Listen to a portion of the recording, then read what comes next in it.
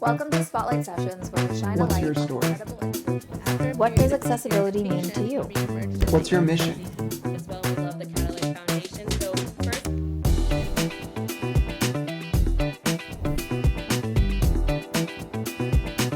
hello and welcome to accessiBe's Spotlight Sessions. These are conversations with disability changemakers and leaders helping to make the world a more inclusive place. I'm your host for today's episode. My name is Sapir Yarden. I head up accessiBe's nonprofit partnership program, where we collaborate with disability-focused nonprofits on all things accessibility. I'm really excited for our guest today, Tara Kousha. So welcome, Tara.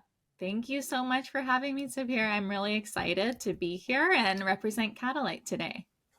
I'm so excited as well, and we love the Catalight Foundation. So first, let's start with, can you tell us a little bit about yourself? Absolutely. By way of introduction, my name is Tara. My pronouns are she and her. I live in Berkeley, California. I operate with a disability, identify as a woman of color. I have worked at Catalight for the last 3 years in a role that we call our JEDI advocate. That is sort of an equivalent to a chief equity or chief diversity officer at a lot of companies. We think about what it means to really build with inclusion, justice, equity at the center and at the heart of everything that we do. Our team also looks after well-being and advocacy and policy. So those are some areas of focus that might live in different places at other nonprofits or companies. We really put them together, thinking and knowing that well-being is our baseline for being able to welcome folks into a space and make sure their basic psych safety and inclusion needs are met. So that's a little about me. I spent a large part of my history and career working in education and equity at tech companies. So I spent the last decade or so at Google before getting to Catalight. I'm so honored that you're here with us today, and I love that your title is JEDI Advocate. So what does that look like in your day-to-day? Yeah, in our day-to-day, we really look at different parts and pieces of our work. I think of it in terms of 3 pillars. What does it mean to be really designing systems and structures with those we serve in mind? Our core population that we do serve are folks with disabilities. And what does it mean when we're in our day-to-day work building with that, when we're thinking of our employees, when we're thinking of community engagement and partnership, both being advocates within our own spaces and helping others learn what it means to build awareness, subject matter expertise, and really move their thought into action when it comes to being an everyday advocate or a structural leader. We then look at what it means to empower our managers and our leaders to operate with inclusion in mind. That's our second structural focus area.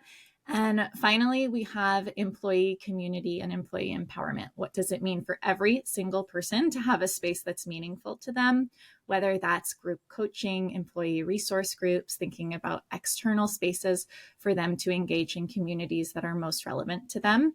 Our fundamental belief is that the whole human is going to come to work. They're going to need your support, and they're going to need spaces that really speak to them. And the only people who know what they need are the ones sitting in their own shoes, in their own seat, and it's going to change day to day. I love that. So it's creating an open space for everyone to be able to really bring themselves to work. And so many of us spend a lot of our days at the office or in a work environment or work headspace. And when we feel comfortable with that, when we feel comfortable and included in our environment, we can do so much better, and it helps everyone. It's not just about the individual, it's about the community around it as well. Exactly. Yeah. I love that. So you're here representing the Catalight Foundation. Can you tell us a little bit more about this amazing organization? Absolutely. Catalight provides really access to innovative and individualized care services and clinical research and advocacy, thinking about what it means to support clients and our families who operate with intellectual and developmental disabilities.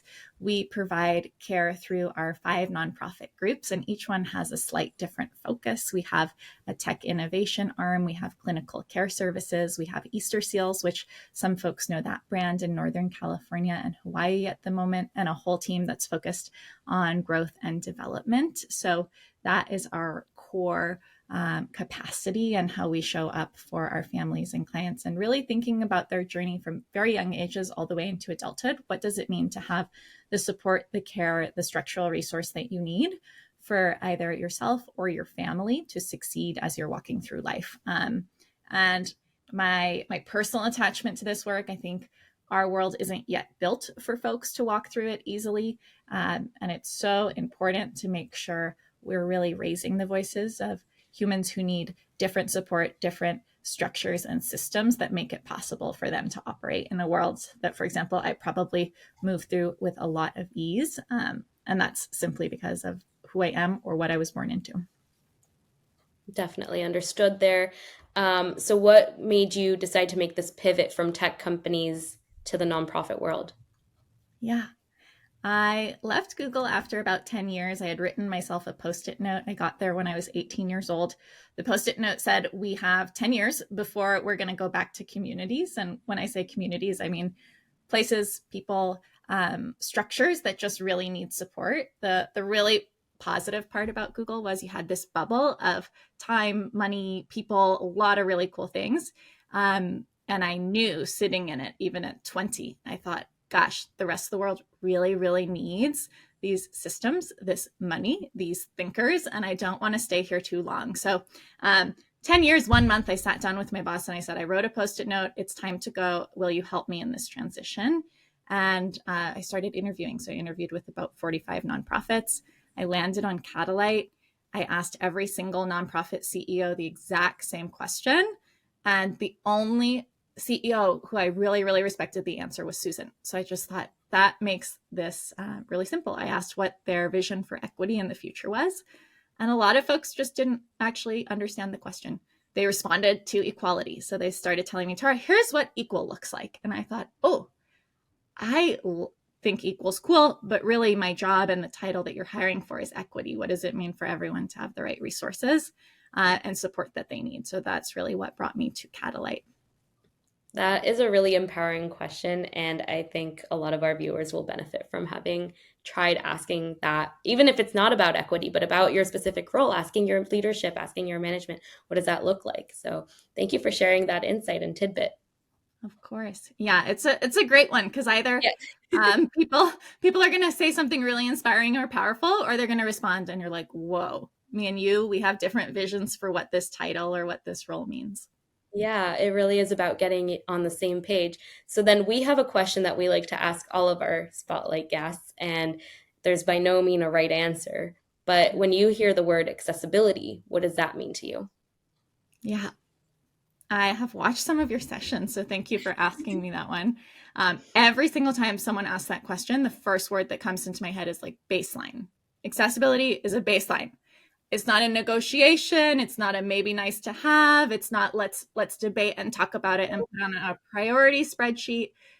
If you are building for people, you need to be accessible. So Pierre and I were just talking earlier about what it means to think about our community that operates with disabilities. 27% of them, thank you for the latest number, I think that's up from 25, we've just learned, operate with a disability. That means you are not building for more than a quarter of the population if you aren't accessible. So whether you're a manager or a leader or someone trying to influence change in your local community, I walk around and I think of accessibility and I say baseline.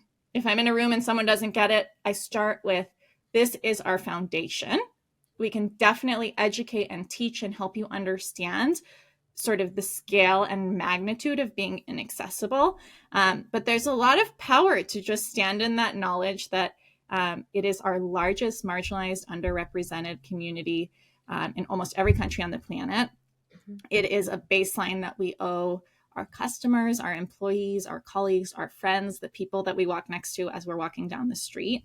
I think of accessibility as a required baseline, and I hope that more and more people feel comfortable with that narrative instead of apologizing when we need something to be different.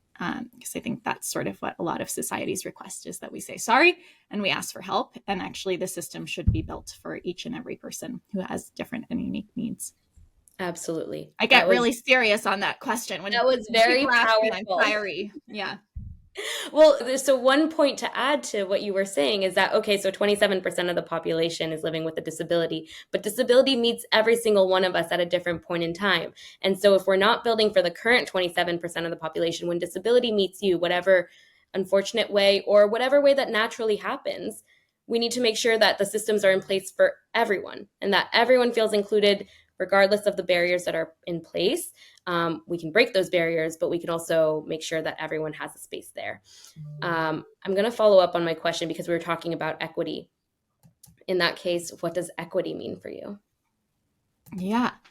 Equity for me is really every single person having access to the tools and resources that will allow them to succeed and thrive. And I really like that introduction that you did with every one of us goes through some type of disability, whether it's temporary, at some point on our journey. My favorite disability advocate tells a story about breaking her leg so that folks can start to understand how that might relate to the fact that she cannot hear. And it lets people into the discussion that it really impacts us all.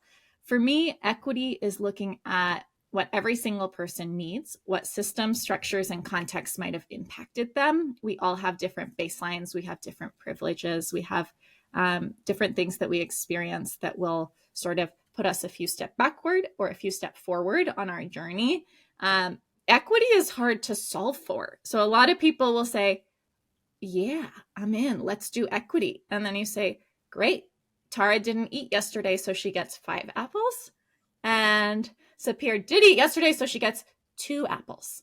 And some people might look at you and say, but that's not an even number of apples, right? So it really is philosophically that invitation to provide what is needed to people based on where they're at and where you believe every single person should be as a baseline of operating with human dignity. That's wonderful.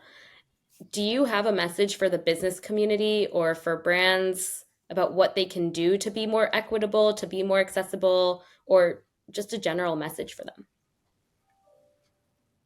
For the business community, I really invite us. I consider myself one of the people in this community.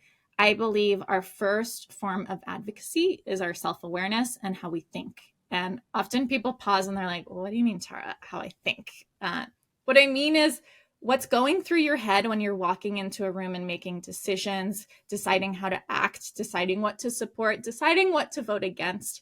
That all matters. So if you haven't had the opportunity yet, I would really consider your first form of advocacy a strong self-awareness, a strong understanding of things like your privilege, your bias, how you're showing up in a room. A really simple example that I like to use, I operate with a whole lot of hierarchy or authority bias. And that really means when I'm in the room, I'm generally the most senior or one of the most senior people in the room. If I say something, everyone will smile at me and say it was the best idea. They're like, Tara, awesome, let's go do that. That's a form of privilege, and it's not always helpful. I might have a terrible idea, and someone's like, yes, high five, Tara, all walls in the building should be pink. That may or may not support our end goal. So really thinking about as leaders, as a business community, as brands or businesses that have a chance to impact things, what is your thought process that then leads to what you say, what you do, and how you ultimately impact your end user, your clients, the communities that you really want to serve. It's hard to slow down and really think about what we are starting at, what the seeds are for everything we then grow. And that's really my one message that I'd offer folks is like, your thought is a form of advocacy. It's something that deserves your time. It's something that is often hard to look at, like to look at yourself and say, hey, I'm doing this really well and this really poorly, and that I need to go learn from a friend. There is probably vulnerability and courage in that process. So as much as you feel comfortable, I'd encourage you to dive in. It's been really powerful for myself, for our leaders at Catalight, as we try to deconstruct our own biases, our own hierarchies, our own privileges in service of really doing and being better. I love that, and I will take that with me and hope that I can share that message with as many more people. Before we close out, I want to ask you one more question about something that's had a lasting impact on you. What drove you to this space? Why this work? Yeah. I used to, before I graduated high school, I did a lot of volunteering as a teacher's assistant in a school for folks with autism. And I just like, there's certain things in life that touch your heart and you say, oh, wow, this just, I will never really think or experience the world in the same way. I knew that when I went into my first career in tech, and a large part of my heart, my family has been impacted by autism in different ways and in different capacities, and really thinking about who needs the most help and where can I be the most helpful? Those are the questions that drove me and really often guide me in what I do in my career and what we think about in our projects and programs. We think about really like testing things out and seeing if we're effective, experimentation, piloting, all of that. And for me, I recenter on the heart. Years ago, someone told me, she's like, Tara, you can't make a career out of this belonging thing. This was probably like 15, 20 years ago. You can't make a career there. And I thought, oh, that's so sad. I don't know that I want a career somewhere else. So a healthy dose of listening to my sort of plan and what my heart was saying. And also sometimes with the utmost respect, disregarding people who might have a different vision that makes a lot of sense for them and might make a lot of sense for you. Mm-hmm. If I could just add that I so resonate with your story. I also come from the corporate world, and I said, okay, if I could take all the resources from here and give them to the nonprofit world, or if I can work in a technology that's innovative and impactful, that would be a job well done for me. That would be a career worth having. And hearing your mission around mindfulness and wellness of the community that you work with, and really paying attention to those who are around us and elevating them to be at the baseline equitable and have that access is just really great. So thank you so much for being a guest on the Spotlight Sessions. Thank you for having me. I really appreciated our discussion here. I appreciated our pre-discussion. You just seem like a wonderful human, and I really appreciate all that accessiBe's has done for us at Catalight. Thank you so much. And to all of our viewers, thank you for tuning in to this episode. You can continue following us at YouTube by subscribing to this channel. You can also follow us on Instagram at accessiBe_community, and we look forward to continuing the conversation with you there. Thanks, Tara. Bye. Thank you. I appreciate it.